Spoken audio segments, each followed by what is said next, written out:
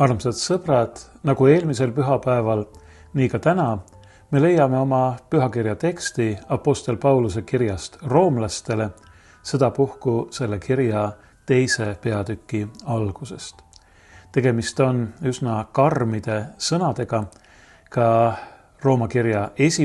peatükis kõneleb Paulus väga karmide sõnadega ja nii ta jätkab ka siin 2. peatüki alguses. Kuulame siis hoolega ja paneme tähele, sest et see, mida apostel siin ütleb, on äärmiselt oluline ka meile. See on äärmiselt aktuaalne nii tänapäeval kui igal ajal. Seepärast, kohut mõistev inimene, ole sa kes tahes, sa ei saa ennast vabandada, sest milles sa teiste üle kohut mõistad, selles mõistad sa süüdi iseenese. Sina, kes sa mõistad kohut, teed ju sedasama. Ent me teame, et Jumal mõistab tõttmööda kohut nende üle, kes niisuguseid asju teevad. Sina aga, inimene, kes sa kohut mõistad nende üle, kes niisuguseid asju teevad ja teed ise sedasama, kas sa arvad, et pääsed Jumala kohtuotsusest?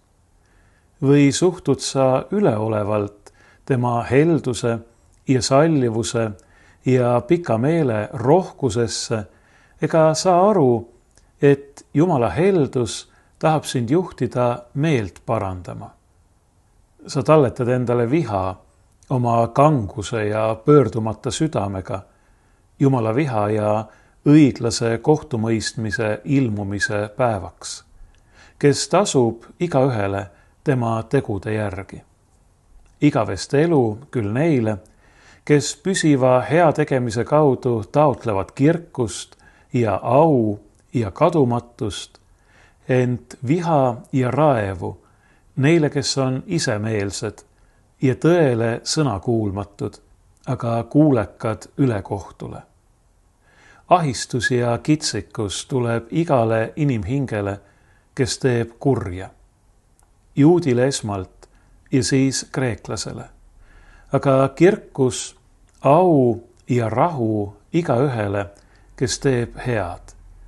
Juudile esmalt ja siis kreeklasele. Sest Jumala juures pole erapoolikust.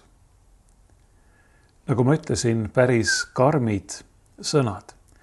Apostel Paulus alustab siin sõnakesega seepärast. See sõna viitab sellele, millest ta kõneles eelnevas peatükis, kõigest sellest, mis väljendab inimese lahutatust, inimese taganemist Jumalast ja see tähendab ka taganemist, lahtiütlemist sellest, mis on õige ja hea ning enda üleandmist, andumist ülekohtule. See on meie maailma tegelikkus. Ma jõuan jälle selle juurde, mida olen öelnud varemgi. Inimesed tihtipeale ei taha piiblit lugeda sellepärast, nii nad ütlevad, et piiblis on kirjas nii palju koledaid asju. Aga mina vastan selle peale alati, see on nõnda sellepärast, et piibel on väga tõsine ja realistlik raamat ja kõneleb meile selle maailma olukorrast sellisena, nagu see tegelikult on. Selle patuse langenud maailma tegelikkusest, meie enda elust, meie mõtteviisist, meie kalduvustest ja meie lojaalsustest. Mitte tõele, vaid valele, mitte heale, vaid kurjale. Sellega ei taha ma öelda, et inimesed üldse ei püüaks leida tõde ega teha seda, mis on hea ja õige. Aga me teame ju igaüks suurepäraselt, kui hästi see meil välja kukub. Ja kui me veel isiklikult võiksime kas iseenda või mõne teise inimese puhul öelda, et jah, enamasti kõik on ju hästi, siis kui me vaatame kogu selle õnnetu inimkonna peale, kui me loeme kas või mõnda adekvaatset ajalooraamatut, siis me näeme, et heast ja õigest on see kõik paraku vägagi kaugel. Sellest kõneleb apostel Paulus põhjalikult ja otsekoheselt Rooma kirja 1.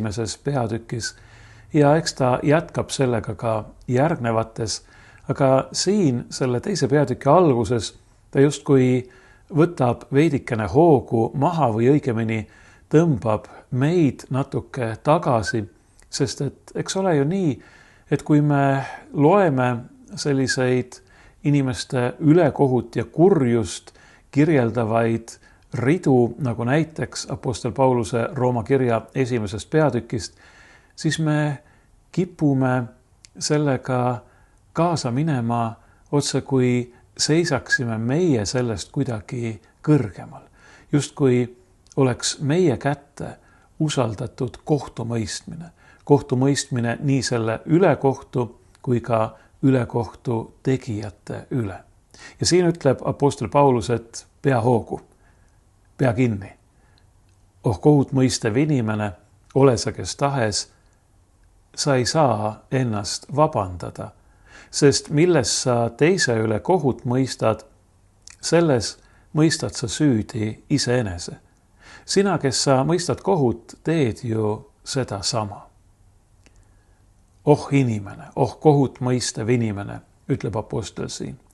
See väljend kreeka keeles ja tolleaegses retoorikas tähendab tegelikult midagi sellist nagu kuule, sina seal, jah, just sina, pane tähele, need sõnad käivad nüüd just sinu kohta. Ja apostel ka täiesti teadlikult, täiesti meelega kasutabki siin sina vormi, sest et ta pöördub igaühe poole. Ta koputab siin meie igaühe südametunnistuse peale ja kui meil on vähegi südametunnistust, siis me peame ütlema, et jah, tal on õigus. Tuletame meelde Johannese evangeeliumi 8. peatükist, kuidas kord toodi Jeesuse juurde üks abielu rikkumiselt tabatud naine ja sooviti, et ta ütleks, mida selle naisega tuleb teha. Jeesus ütles, kes teist on ilma patuta, kes ei ole pattu teinud, see visaku esimene kivi. Ja evangeelium ütleb meile, et kõik läksid minema, mitte keegi ei visanud ühtegi kivi, sest et nendel, kes toda naist süüdistasid, oli siiski veel südametunnistus alles. Ja see väga kõva koputamine, millega Jeesus nende südametunnistuse peale koputas, mõjus. Vähemalt sellel hetkel see mõjus.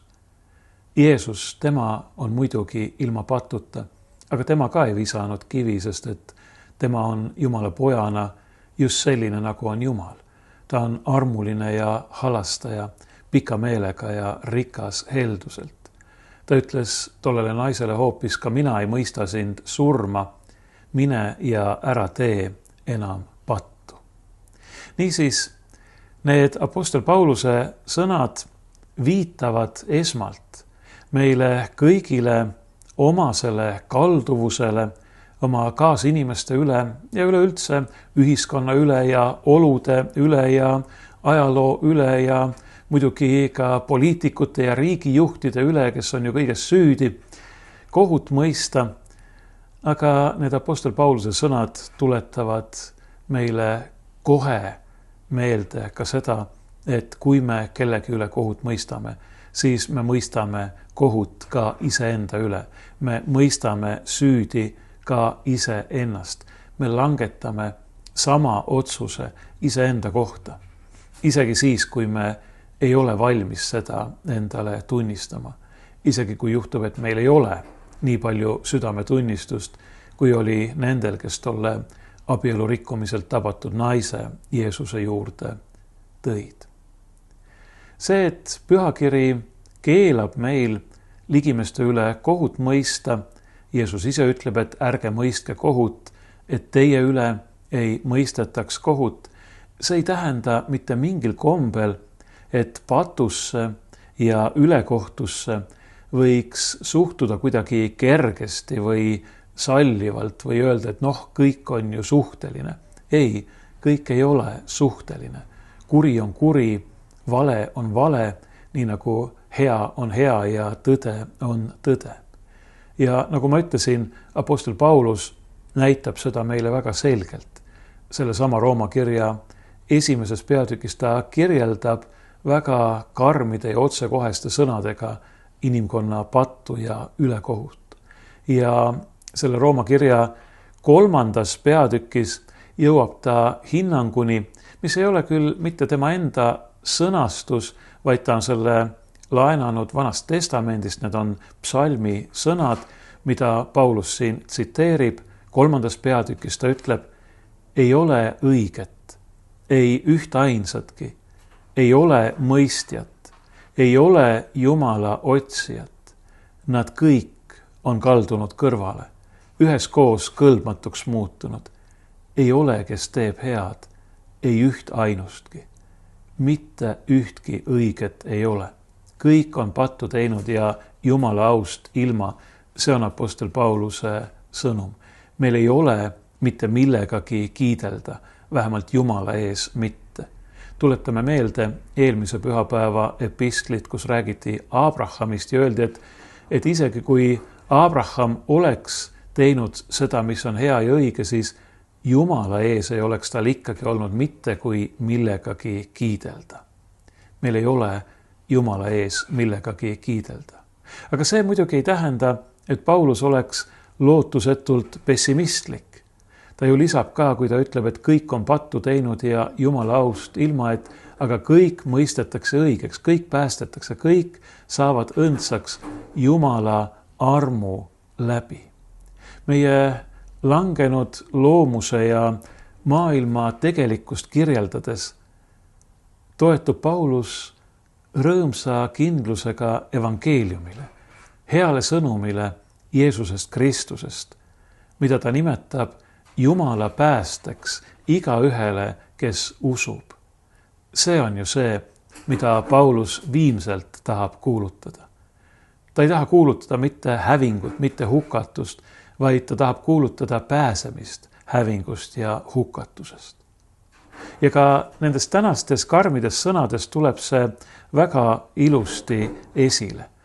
Paulus ütleb jah etteheitvalt, hoiatavalt, manitsevalt või koguni hurjutavalt või suhtud sa üleolevalt tema helduse ja sallivuse ja pika meele rohkusesse, ega saa aru, et Jumala heldus tahab sind juhtida meelt parandama.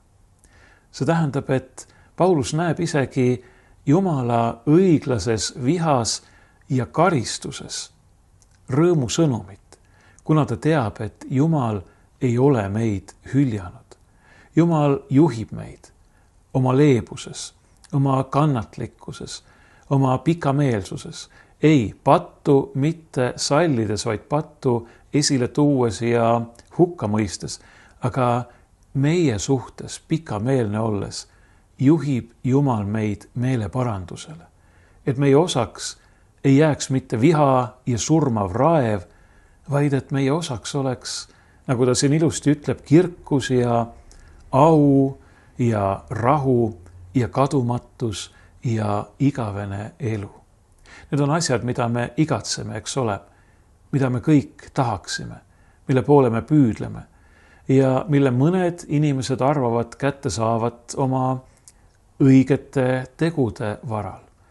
Aga mida teha siis nende ülekohtutegudega? Kui Jumal paneks isegi kaalule meie head teod ja meie halvad teod, siis me teame, kumb kaalukauss osutuks raskemaks. Meil ei ole iseendale lootes võimalust pärida rahu ja kirkust ja au, kadumatust ega igavest elu. Aga Jumal tahab, et me selle päriksime. Et me selle päriksime sõna otseses mõttes, see tähendab, et me saaksime selle kingitusena temalt, kes on meie isa, kes on meie looja, kes tahab, et me ei hukkuks, vaid et me võiksime elada igavesti. Ja Jumal ei ole siin, nagu apostel Paulus ütleb, erapoolik. Ta annab seda, ta tõotab seda Pauluse sõnul juudile esmalt ja siis kreeklasele, see tähendab viimselt kõikidele inimestele. Jumal armastab kõiki inimesi. Jumal armastab kõiki inimesi ühtviisi ja oma armastuses tahab ta meile meie patu tõttu osaks saada ähvardava hävingu ära pöörata. Ta tahab selle asendada taevase õnne ja rõõmuga meile kõikidele. Nüüd võib küsida, et aga kuidas saab siis olla nii, et mõned ikkagi hukkuvad, paljud hukkuvad, nii nagu Jeesus ütleb. Aga mida Jeesus ütleb selle kohta? Ta ütleb, et paljud valivad selle, paljud käivad mööda seda laia teed, mis viib hukatusse. Ja vähe on neid, kes valivad kitsa tee ja lähevad läbi kitsast väravast. Ma ütlesin, et Jumal armastab kõiki ühtviisi. Jumal valab oma armastuse välja kõikide inimeste peale ühtviisi, laseb paista oma päikest ja sadada vihma nii õigete kui ülekohtuste peale. Vastuvõtjast sõltub see, kui suur on see meie osa või milline on see meie osa. Ja ma ei toonud siia ilma asjata seda laia ja kitsa tee võrdlust, sest et kui me tahame võtta Jumala armastuse vastu ja saada osa Jumala armastuse andidest, siis see tähendab, et me peame andma sellele armastusele enda sees ja enda elus ruumi. Ja see armastus tähendab ju enese andmist, iseendast oma minast loobumist. Koos Jeesusega risti enda kanda võtmist, sest siin maailmas on armastus rist ja mööda seda kitsast teed minemist. See on meie valik. Kui me tahame tõeliselt Jeesuse jälgedes käia, siis me peame järgima teda eeskätt tema ennast andvas armastuses. See on see viis, kuidas me tema armastusest osa saame. Nagu öeldud, see on meie oma valik, aga Jumal pakub meile päästet, pakub meile oma armastust kõigile ühtviisi, ilma erapoolikuseta, ilma nägude vahel vahet tegemata, nii nagu me võiksime kreeka keelest otse tõlkida. Apostel Paulus ütleb siin selles epistlis, et kitsikus ja ahistus tuleb igale inimhingele. Kitsikus see on midagi, mida inimene tunneb enda sees, see on nagu see, kui hing pigistab kinni, sa justkui oledki ahastuses ja ahistus on midagi, mis tuleb väljaspoolt, see võib olla kas tagakiusamine või midagi muud selle taolist. Paulus ütleb, et see tuleb igale inimhingele, kes teeb kurja. Ja seegi on selleks, et juhtida meid meeleparandusele. Et näidata meile, et meie valik, see valik, millest ma just kõnelesin, ei ole olnud õige. Et meie tee ei ole see, mis viib igavesse ellu. Ja siin on omapärane paradoks. Paulus räägib ahistusest ja kitsikusest, aga Jeesus räägib laiast teest. Jah, just nii. Kui sa käid mööda seda laia selle maailma teed, ülekohtu ja isekuse teed, siis tegelikult on see ahistuse ja kitsikuse tee, sest et sa ei leia seda, mida sa otsid. Ja sa otsid ja otsid, aga sa ei leia seda. Vaid sa tunned üha enam, kuidas midagi on valesti. Midagi on puudu, midagi on viltu. See on eeskätt see seesmine ahistus või kitsikus. Aga sellele lisandub kindlasti ka väline, sest et varem või hiljem saavad meie valikute tagajärjed meid kätte. Ja nagu öeldud, sedagi tahab Jumal praegu veel, seni kuni me veel elame siin maailmas, kasutada selleks, et meid meeleparandusele juhtida või koguni ajada, nagu me võiksime ka tõlkida. Need, kes võtavad vastu selle Jumala armu pakkumise ja annavad ennast temale üle. Ka siis, kui nad peaksid siin maailmas väga palju või koguni kõik kaotama, nemad kogevad vastupidist. Nemad kogevad rahu. Ma arvan, et rahu on siin see kõige õigem sõna. Ma usun, et küllap me teame seda. kui sa oled teinud mingi valiku, mis võib endaga väliselt tuua kaasa küllaltki suuri raskusi, aga sa tead, et sa oled teinud õigesti, siis tuleb sinu südamesse, sinu hinge rahu ja ühel hetkel sa tunned lihtsalt, et sa ei pea enam muretsema. Sul ei ole midagi karta, sest et sa oled koos Jumalaga, temaga, kes tahab, et sul oleks kadumatus ja igavene elu. See on see meie elu paradoksaalsus, mis väljendub nii selles, et kui me teiste üle kohut mõistame, siis me mõistame hukka ka iseennast, kui ka selles, et kui me valime kitsa tee, selle tee, mida ehk siin maailmas ei soovitata valida, enese andmise, enesest loobumise tee, siis me leiame rahu ja õnne. Aga kui me tahame käia mööda isekuse, enese kesksuse teed, siis jah, see võib näida laia ja õnnerohkena, aga tegelikult toob see endaga kaasa võib-olla väliselt, aga kindlasti seesmiselt ahistuse ja kitsikuse. Valik on siin meie. Jumal on oma valiku teinud. Jumal on oma armu pakkumise teinud ülevoolavalt. Meil ei ole vaja teha midagi muud, kui see lihtsalt vastu võtta ja lasta temal ennast juhtida sinna, kus on igavene õnn, kadumatus, elu ja jääv rõõm.